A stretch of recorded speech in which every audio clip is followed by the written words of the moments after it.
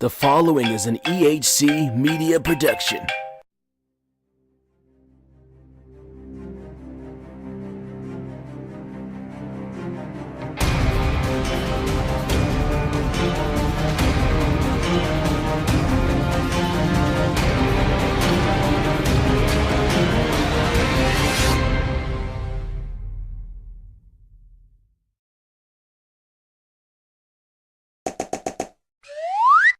Hi everyone, Ep3 here, and just want to let you know about my two YouTube channels that you might like. First, I have a WWE related channel. I play WWE games, I talk about WWE, the real product and all that sort of stuff. And the other channel, I just play a wider variety of games. The links are in the description of this video, so please head on over and check me out. Thanks very much.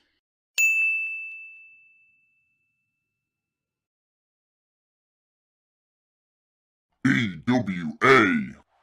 Do you play WWE 2K18 on the PS4? Would you like to play against other like-minded players in a very unique online league that's unique because we are more committed to storylines than just a straight-up competitive league. The league is still very competitive, but we also try to run things like a bit of a TV show. Check out the YouTube channel and the Facebook page in the description below if you're interested.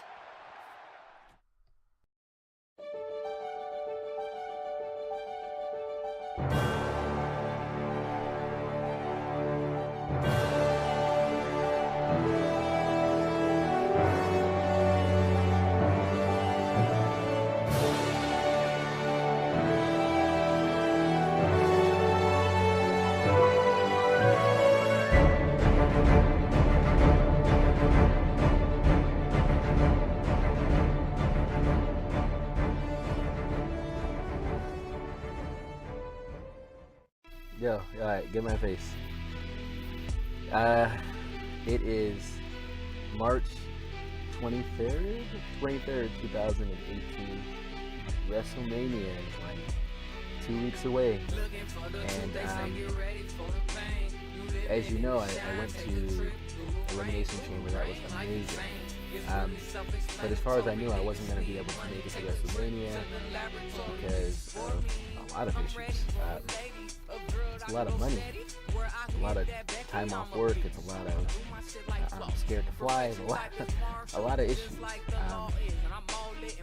But this sounds crazy to say, but I think it might have all gotten worked out. I think I might be going to WrestleMania.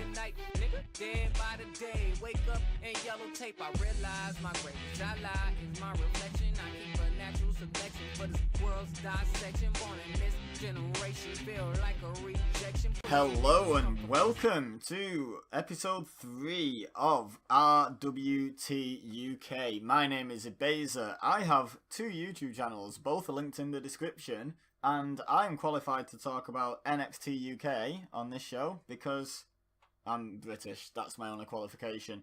By the way, before we go on, as well as checking out my channels and me shilling that, also in the description there should be a link to the RWT Facebook group.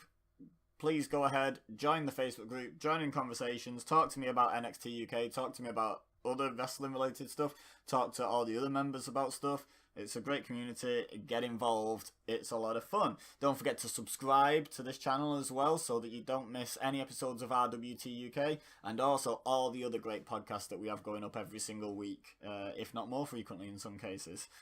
Anyway, we are here now to talk about NXT UK episode number 3, which kicked off with Trent Seven, who I noted down is pretty damn over. That's not news, but yeah, the fans are super into him. I like Trent Seven. I would like him just a little bit more if he seemed even slightly threatening, intimidating. If he looked like he'd ever seen the inside of a gym in his life, I think I would be a little bit more of a Trent guy. I'm not a 100% body guy by any stretch.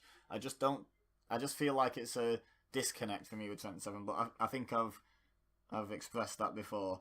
He was facing Saxon Huxley, who apparently was in the first UK tournament, which I did watch, and I don't remember him at all, so he was clearly memorable. He's a big fella.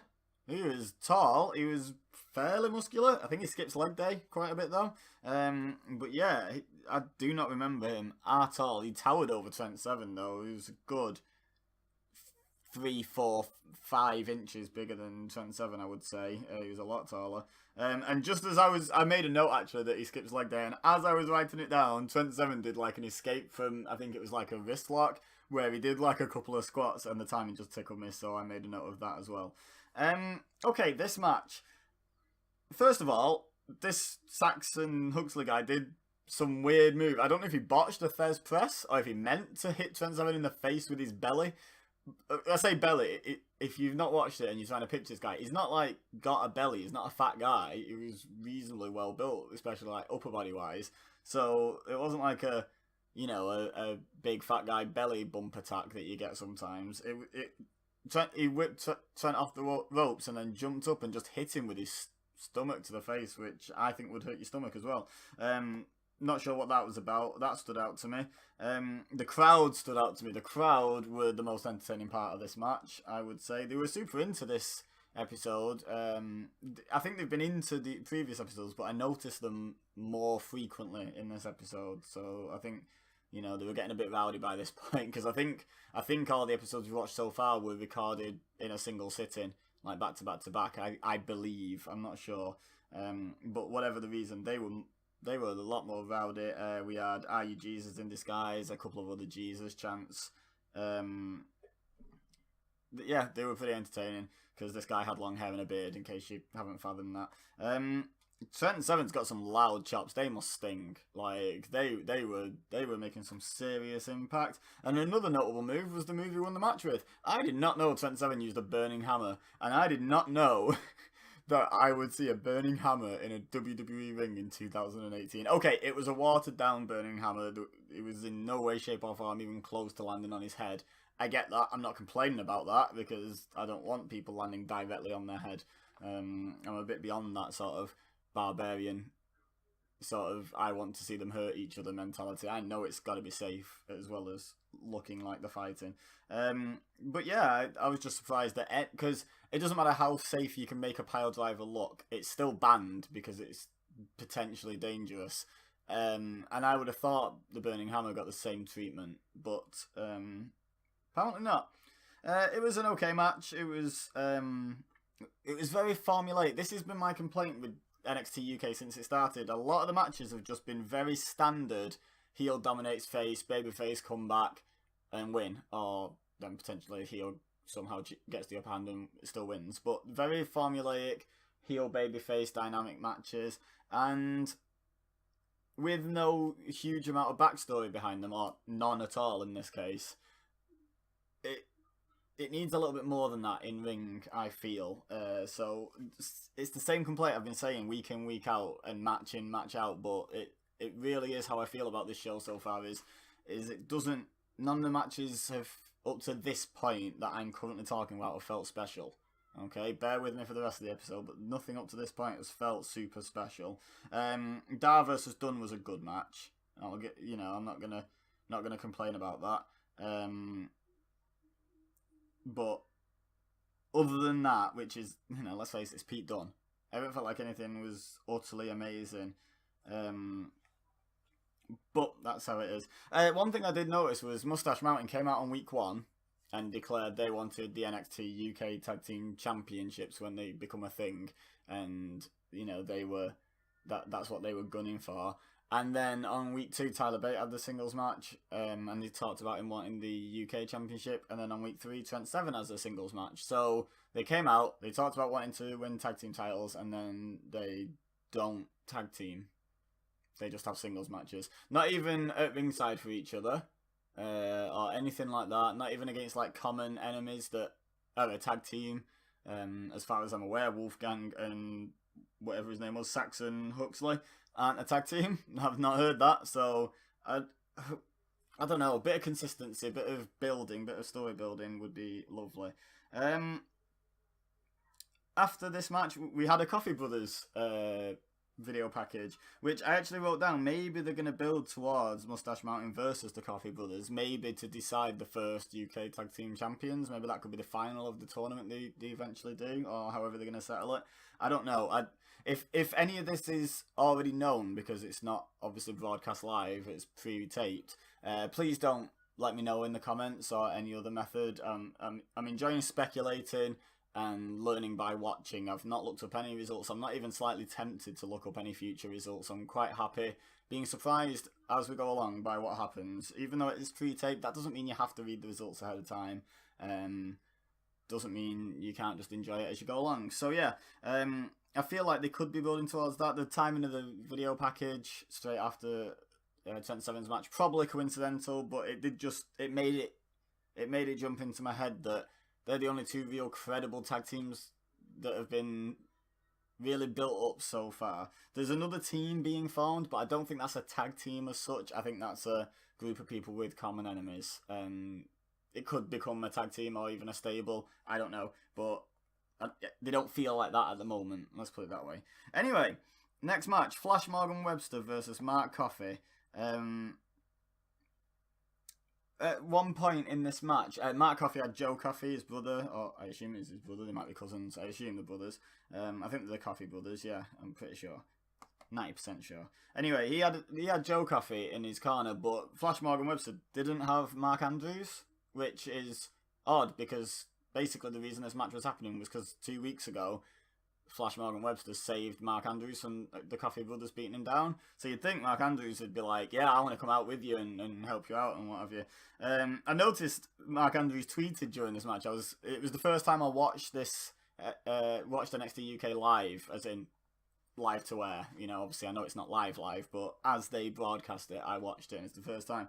And I was keeping an eye on Twitter. I sort of live tweeted it. I only sent out about 3 or 4 tweets because I was trying my best to watch the show so I could talk about it in detail for the review. But I noticed that Andrews tweeted during the show, which I thought was a nice touch from him, considering it's not live. He clearly sat down and watched it and was live tweeting as if it was live and he was watching it from backstage or whatever, which I thought was fun. Speaking of Twitter, one of the tweets I sent out a tweet and I didn't tag him, partially because I didn't know his handle and partially because I didn't think there was much point, because it was kind of a bit of a smarky tweet, which was, I made a point that I think Flash Morgan Webster would make a better heel than a babyface. I don't know, maybe that's just my dislike for that sort of character, I guess. You know, like the way he portrays himself to me comes off as a heel. I don't know if that's what everyone else sees. But I didn't tag him. All I did was hashtag NXT UK, and he liked. I think he didn't retweet. He liked it. The actual official Flash Morgan Webster verified account liked it. So not only does he potentially agree with me, but also he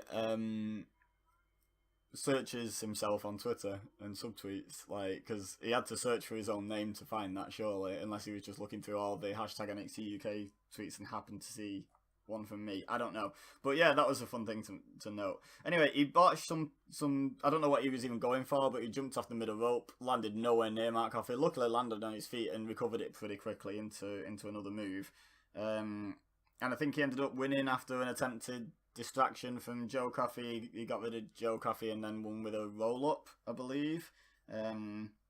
Yeah, it was another formulaic match. It was, you know, big, scary, nasty heel beating up little babyface, with the added caveat of every time the smaller babyface started to build some momentum, the big nasty heel's big nasty brother distracts him and gets in his face and puts the momentum back in the favour of the heel. It was very systematic. Nothing amazingly special. After the match, obviously Joe Coffey gets the jump on Webster and the Coffey brothers start beating him down. And then both Mark Andrews and Travis Banks, who I think it was on week 2, there was a promo explaining why Travis Banks didn't appreciate the Coffeys. And I actually made a note last week that it might be 3-on-2 or even a 3-on-3 feud with Eddie Dennis, with his weird anti-Mark Andrews and anti-Pete Dunne promo packages. But he was conspicuous by his absence, not even a video package on this week's show, so I'm not sure what's going on there. But yeah, they saved Webster Mark Andrews and Travis Banks from the post-match attack. The Coffees took a powder and walked away, which was fair enough. You know, they were outnumbered. It's all well and good fighting 2-on-1, but you don't want to be fighting 2-on-3. Looks like I'm a heel. The next match was Danny Burch against... I only wrote down surnames and I cannot remember his first name. His surname was Gradwell. I cannot remember his first name. I literally watched this, like, the show finished like 20 minutes ago, and we're like 12 minutes into the recording and I already can't remember his name. Oh, I've got to write better notes. I recognised this guy when they showed the video package. I forgot all about this guy, but this is the guy that Dunn attacked when they were all on the stage after, I think it was after the first round, and Dunn and this Gradwell guy were going to fight each other in the second round, and then Dunn got the jump on him and became kind of the star of the tournament, if you like, by being heelish. I put nice mohawk. I didn't mean it. I remember it clearly enough. That was very much sarcasm. Yeah, he's decided that he'd look better with a mohawk. I vehemently disagree. He got "You Look Stupid" chance a la Sheamus when he came back. He's got a scared mark on his head chance, which was fun. Are you Sheamus in disguise? The fans were all over him for looking stupid. The commentator, is it Vic Joseph, the one who's not Nigel McGuinness, called a Falcon Arrow in that match. Sorry, it was not a Falcon Arrow. A Falcon Arrow is a suplex, and you kind of twist and sit down facing your opponent as they land. He did a scoop slam with that same sort of finish. That's like a Michinoku driver, or just a sit-down scoop slam. It's nowhere near a Falcon Arrow, but whatever. It was a hard-hitting match, this, I wrote down, but a bit dull. It was all just like, oh yeah, let's just both hit each other. That Gradwell guy, I don't remember my first impressions of him from the UK tournament that I watched, the first one, but from this match, he looked very stiff, and I don't mean in terms of how hard he was laying in the forearms and stuff. I mean, just in every movement, he didn't seem very fluid in the ring. I don't know. There was just something about this match that didn't sit right, and I know it's not Danny Burch because of, like I say, Oney Lorcan and Danny Burch against the Undisputed Era. All four men made that match amazing, and Danny Burch was one of them. So I'm putting the blame squarely on Gradwell. Maybe I'm being unfair, but I don't think this match was all that great. Something I wrote down underneath this that I think happened before the match. There was a promo for someone called Ginny. I genuinely, because it just flashed up the name on the screen, thought this was an advert. Didn't watch it. No idea what sort of character we're looking at, or anything, really. It was only because I think the NXT UK Twitter account tweeted out something about, are you ready for Ginny? And a screenshot of it. I was like, oh, right, that wasn't like... I thought it was like a clothing brand or a type of perfume or something that bought advertising space, in the show. I don't know what I thought it was, but I definitely didn't think it was a video package for anyone. So I just switched off for that couple of minutes until the the entrances started. So yeah, apologies. Let me know in the comments what the whole Ginny thing is all about. I would love to know. After the match, Danny Burch cut a promo. He took the scenic route. He took about half an hour to get to his point, which can't really criticise him for because I do the same thing. But the point he was trying to make was he wants Pete Dunne, which I think would be fun. #bars. Yeah, I think that could be a really good match. We saw what Burch and Larkin can do against Undisputed Era. You put him in with someone else who's pretty talented, and I mean, Pete Dunne's not pretty talented, he's very talented, but I think that could be a really fun match. I tweeted out as such, and Danny Burch liked it and retweeted it. Thank you, Danny Burch. But yeah, it's a potential match. However, I do have a bit of a thought on where that scene might be going after watching the main event, so bear with me. Right, next was a video package for Jordan Devlin, who claimed to be the most explosive and athletic superstar in NXT UK. I don't think this guy's watched any UK wrestling to be claiming that. I wasn't that impressed with him in the UK tournament that I watched. He looks funny. He doesn't seem that amazing in the ring. I don't know. Maybe I've got the wrong impression of him, but even with my very limited knowledge of the UK scene, I could name off the cuff 5 maybe up to 10 with a good amount of thought, that are just instantly better than Jordan Devlin in my estimation at this point. So yeah, building yourself up for a fall there, mate. But anyway, then it was announced that Travis Banks and Wolfgang will go one-on-one next week, which I assume we're going to see some sort of shenanigans from the Coffee Brothers and some continuation of that story. That should be a fun match. I quite like both those guys, so I'm looking forward to that. Anyway, let's get into the main event. Zach Gibson, Noam Dar. Two guys that are super popular in very different ways. As in, Zach Gibson is the most over heel by far in the UK. Everyone hates him. But I think people love to hate him. I don't think they actually think he's bad. I think they just enjoy hating his gimmick and hating him and what have you. And then Noam Dar, who is immensely over, everyone thinks is amazing. And both of them I've yet to see anything that sort of convinced me. Well, colour me corrected. This match was amazing. This is what we need with minimal build-up. Yeah, they had the little promo last week. And, you know, but a 1 week build to a match still isn't a massive build. It's not a massive story behind it. This match was what you need when you don't have a lot of story behind it. There was so much great storytelling in the match.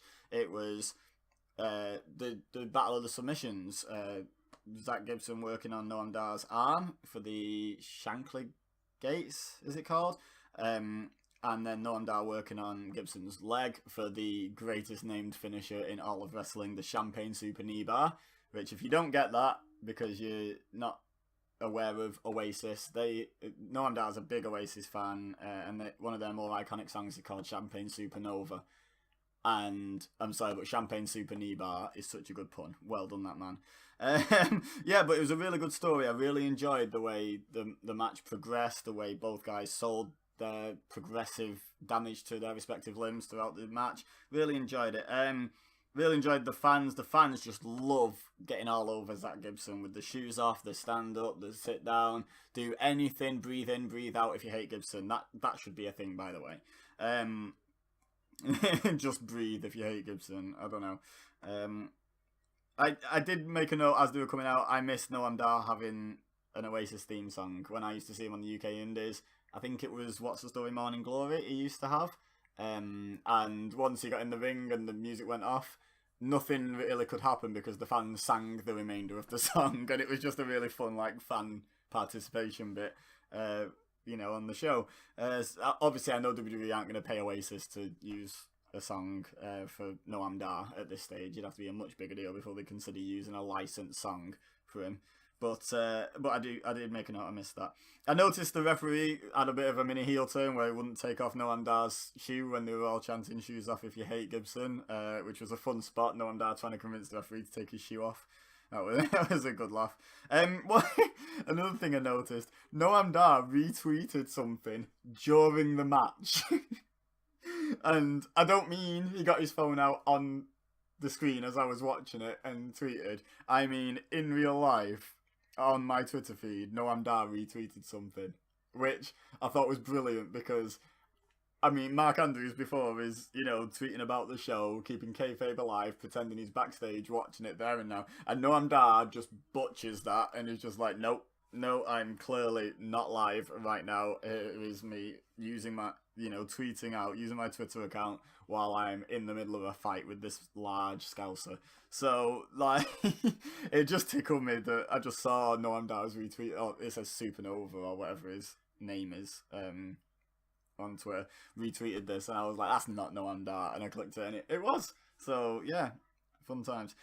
Also, fun times, he did a slide tackle in the match as an offensive move, which I thought was a lot of fun. He has, obviously his football gimmick, being a striker, meaning a forward in football or soccer. So he he has a kind of, I'm not always a fan of his moveset, but in this match it really worked because it was all based on him basically kicking Gibson's legs from under him, which one works because Gibson was a lot bigger, and two works because he's trying to set up his knee bar, his excellently named knee bar. So yeah, I wrote down that's more like it. That match was, like I said, exactly what NXT UK needs to be putting on. If instead of what was the 4 matches, if they had a squash match or a short match and 2 matches of that caliber, and then a little bit of faffing about with video packages, it'd be a much better show than 3 pretty generic matches and then 1 main event. I think could be a better format. Drop 1 match. I know it gives you less time to feature people, but drop 1 match and do it that way would be better in my opinion. I also wrote down, I am now more of a fan of both men. That match it didn't sell me 100%. I'm not going to start going around featuring how they're the top 2 in the world or anything, but they're definitely higher up in my estimations than they were before the match started, and I understand a little bit more of the hype. Maybe not all of it, but a little bit more. They're a little bit less overrated in my mind now, is the way I would put it. Now, I mentioned I had an idea for the UK Championship scene, and with the way Gibson cut his promo last week, talking about how close he got to beating Pete Dunne, and he'd had 3 previous matches, and, you know, was obviously not 100%, and he still took Dunne to the edge, and then talked about Noam Dar not being able to get the job done even fresh, and blah blah. So a lot of that promo was directed at Pete Dunne. And Danny Burch has called out Pete Dunne. I think over the next couple of weeks, we could see Zach Gibson versus Danny Burch as like a number 1 contender match. I think Gibson will take exception to Danny Burch trying to cut in the line. It's a good face versus heel dynamic. I feel like Gibson will win and get a rematch with Pete Dunne. I think I'd probably prefer to see Dunne versus Burch. I think that could be a really fun match, but I think Gibson's being built as top heel, seen as Pete Dunne's just incapable of getting booed these days because he's just so good and everyone loves him. So, and no matter what heelish stuff he does, everyone just cheers regardless. So I think Gibson's NXT UK's top heel, so I think he should be going up against Pete Dunne. And I would say the main event scene and the top of the card is pretty face heavy. I should mention Gibson won by pinfall. They had the whole match revolve around the submission game and trying to injure each other's limbs, and then Gibson hit, what did he call it, Helter Skelter or something, which was basically a deadlift suplex. Not sure why the fact that he deadlifted him made the suplex more impactful, but it was enough to put him away. He won with the pin, which I thought was a nice touch in that really submission focused match. I thought it was a nice touch to do that. It was a good spot where Noam Dar took the powerbomb on the ramp. I know a lot of people will be raving over that. Looked pretty safe to me. It was well done. Noam Dar time getting in the ring perfectly and blah blah. Great stuff, but I'm not going to spend ages on that. But yeah, I feel like Gibson could be the guy to take the NXT UK title from Pete Dunne, because the main event scene is in the UK, based on the first few shows, is pretty face heavy. So, because you can believably elevate Trent Seven to challenge for the title. Probably not win it, but challenge for it. You've got Tyler Bate, you've got Pete Dunne, you've got Noam Dar. Who am I forgetting? Who am I not thinking of? Oh, you've got Danny Burch. You got Wolfgang, who's up there, who's a heel, but I feel like it's greatly outnumbered at the moment, faces to heels, near the top of the card. So I would say there's a strong chance Gibson ends up with the UK title in the not too distant future, and I wouldn't be overly mad about that. I feel like that'd be really fun to have, like a really hated heel carrying the belt for a bit, and using scumbag tactics to retain it and what have you. I think it could be a fun story. So that's my little prediction, is I think we're going to see Gibson versus Burch. Gibson wins and then goes after Pete Dunne. Maybe not first time, but maybe first time. I don't know, but I think Gibson's going to take the belt off Pete Dunne. Let me know what you think in the comment section. Who do you think should take the belt off Pete Dunne? Who do you think will take the belt off Pete Dunne? They can be 2 very different answers when we're talking about WWE, as we know what should happen and what we think will happen. Can be very different. But yeah, let me know any thoughts on this episode in the comments. Always welcome. Like I say, join the Facebook group. Let me know in there what you thought of the episode of NXT, if you so wish. Don't forget to subscribe here. It helps, obviously, and leave a like. It helps me out. It also helps out all the other podcasters, if you like. I'm not sure what. It's our RWT podcast, but we all have like sub podcasts, so whatever you want to call us, but it helps us all out, not just myself, but obviously it helps elevate the profile of RWT itself, which helps everyone else by proxy. So make sure you leave a like and subscribe. Share with your friends if you think anyone you know would like what we're doing here at RWT, then get them to join the Facebook group with you, get them to check out the channel, all that good stuff. But for now, all I have left to say is thank you very much for listening. As always, I've been Ibeza, you've been amazing, and I'll see you next week.